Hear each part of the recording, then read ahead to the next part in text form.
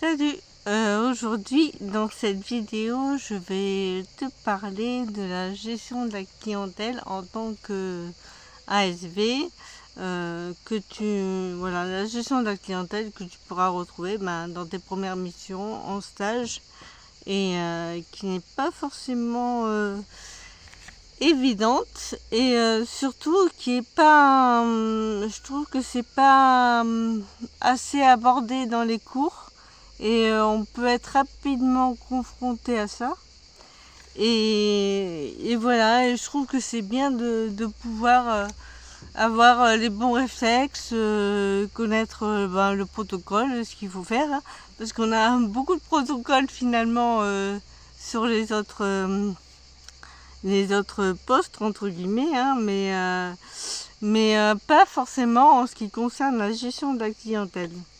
Alors, ce que j'appelle gestion de la clientèle, c'est surtout savoir gérer un conflit ou un débordement de situation.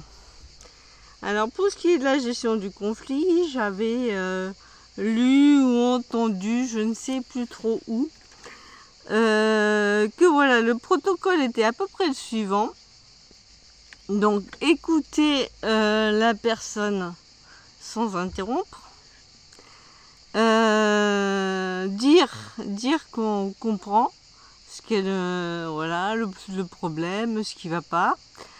Isoler la personne si besoin, parce que c'est vrai que quand c'est au niveau de l'accueil que ça se passe, c'est pas évident et qu'il y a d'autres clients autour, c'est pas top quoi, qu'ils entendent le ton qui monte. Donc voilà, si on peut, c'est bien d'isoler dans une pièce et de dire on va en parler, on va trouver une solution.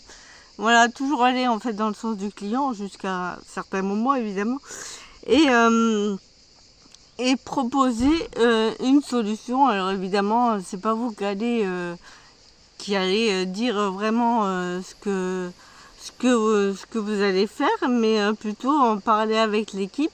Donc du coup, pas affronter ça seul en fait. Pas affronter ça seul, aller chercher quelqu'un de l'équipe et dire voilà, il y a quelque chose à gérer. Si les autres, si les collègues ne viennent pas d'eux-mêmes quand ils entendent le ton monter, allez chercher quelqu'un parce que vous n'allez pas arriver à gérer ça tout seul, surtout au début. Et puis voilà, et puis on n'est pas les seuls à décider. Mais je pense quand même que c'est bien de réagir. Parce que dans mon autre situation, donc la deuxième situation dont je vais vous parler, il n'y a eu aucune réaction. Et ça, je trouve ça pas bien en fait. C'est pour ça que j'en parle. Je trouve ça pas bien. En même temps, j'ai compris pourquoi elle avait fait ça, mais voilà. Donc la deuxième situation, là, c'était la gestion d'un conflit, quelqu'un qui n'est pas content par rapport à un service ou autre, et il l'exprime et voilà. Là, c'est plutôt dans ce cas précis, c'est plutôt la gestion d'un débordement. Alors, qu'est-ce que j'appelle gestion d'un débordement ? Justement, j'étais en stage et un soir, vers 17h, à l'heure où tout le monde se pointe, ouais, pas de chance, à l'heure où tout le monde se pointe, voilà, donc il y avait beaucoup de monde en salle d'attente, des gens qui venaient récupérer des croquettes, d'autres qui venaient pour récupérer des antiparasitaires classiques et ceux qui étaient prévus pour les consultes. Heureusement, il n'y a pas de chir. Il n'y avait pas de chir l'après-midi. La chir, c'était que le matin. Bref, ça au moins géré. Et donc, je me suis retrouvée à ce moment-là avec une collègue. C'était effectivement sa première mission. Elle avait déjà fait un stage. Elle était ça faisait tout juste une semaine qu'elle avait eu sa certification professionnelle et voilà, et même sans ça elle était hyper stressée et on la comprend et on aurait sans doute réagi pareil dans la situation, sauf que c'est pas terrible. Donc voilà, tout le monde arrive, tout le monde débarque. Et je crois que c'est parce que moi en fait j'ai entendu, j'étais pas vraiment en face du truc, c'était sa place. Et donc, quelqu'un sort avec son chien de la consultation. Mais le chien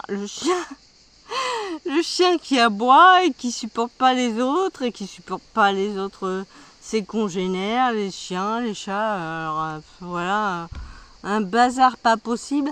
Elle répondait au téléphone, en plus il y avait tous les autres qui attendaient pour autre chose.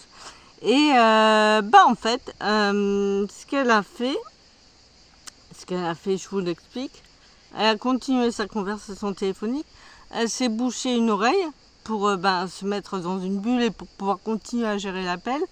Ce que je peux comprendre, hein, elle s'était concentrée sur une seule chose. Elle a raison, des fois il faut faire ça. Sauf que là, le chien qui aboie, voilà, c'est déjà compliqué parce qu'il y a déjà pas mal de bruit, parce qu'il y a du monde, parce que le téléphone, il y a 3 lignes en plus. 3 lignes. Donc ça sonne tout le temps en fait. Voilà, donc elle était en fait toute seule. Moi j'étais que stagiaire et finalement dans tout ce bordel, je pouvais pas apporter grand chose. Et elle n'a pas osé le faire, donc moi encore moins en fait. Et donc elle a continué tranquillou son appel. Elle s'est isolée en fait, elle s'est mis un doigt dans l'oreille et puis elle a continué à gérer, à conseiller, à essayer de chercher un rendez-vous pour le lendemain, à gérer, à savoir si c'était une urgence ou pas, etc. Et puis le chien, ça continuait le bordel dans tous les sens. Et voilà. Et donc moi, je l'ai compris. Et en même temps, j'ai été un peu choquée de cette situation. Donc le lendemain, je lui ai demandé pourquoi elle avait laissé faire ça comme ça en fait. Et elle m'a fait comprendre que déjà les vétos ils aiment pas trop qu'on dise quoi que ce soit à ce niveau-là parce que ils ont peur de perdre de la clientèle ou voilà. Elle avait peur de la réaction de la vétérinaire. Chez les vétos, tout le monde était enfermé dans les consultes, personne bronchée. Voilà. Alors, oui, ok, je comprends. D'un autre côté, je comprends pas. Parce que c'est aussi notre rôle d'intervenir là-dessus et que ce soit pas trop le souk en fait. Moi, je pense que c'est notre rôle. Seulement, après, c'est sûr qu'il faut connaître les bonnes façons de réagir. Moi, j'aurais tout simplement... oui, je vous ai pas raconté le plus gros du truc, c'est que voilà, il y avait quelqu'un qui venait demander un antiparasitaire à l'accueil, l'autre il sortait de sa consulte, il y en avait un autre, il avait la caisse de son chat sur le bureau, et puis le bras, et puis il discutait avec son pote comme ça, comme s'ils étaient au bistrot, les mecs. Et non, en fait, c'est juste une clinique vétérinaire, un cabinet vétérinaire, donc c'est le genre de situation, honnêtement, j'ai trouvé ça hyper choquant. Les gens sont quand même un peu sans gêne. Et voilà, et je trouve que pour les autres clients, pour les autres animaux qui sont là en stress et qui attendent, pour les vétos qui sont en consulte, c'est pas normal d'avoir un tel bordel à l'accueil, quoi.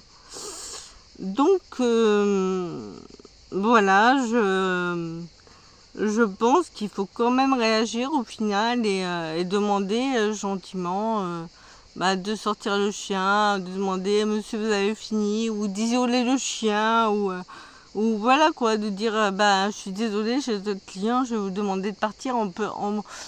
Je pense qu'on peut faire ça de façon soft.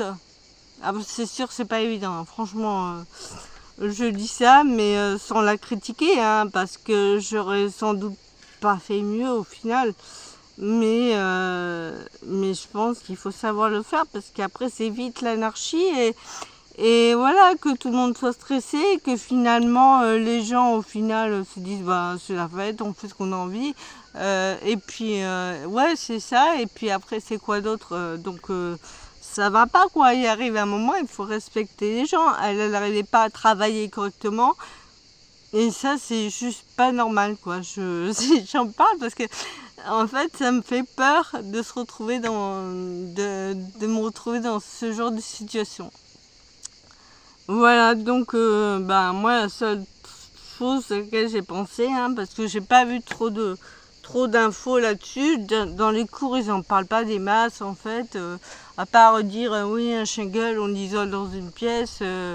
Bon, oui, seulement là, le problème, c'était le client, quoi. C'était pas le patient en fait, c'était le maître. Voilà. Donc c'est chaud finalement, c'est plus facile de gérer les animaux que les humains. Voilà. Donc c'est aussi pour ça que j'avais choisi.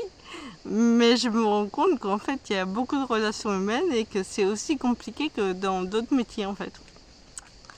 Voilà, donc je voulais juste parler de ça avec vous dans cette vidéo. J'espère que vous avez compris le message.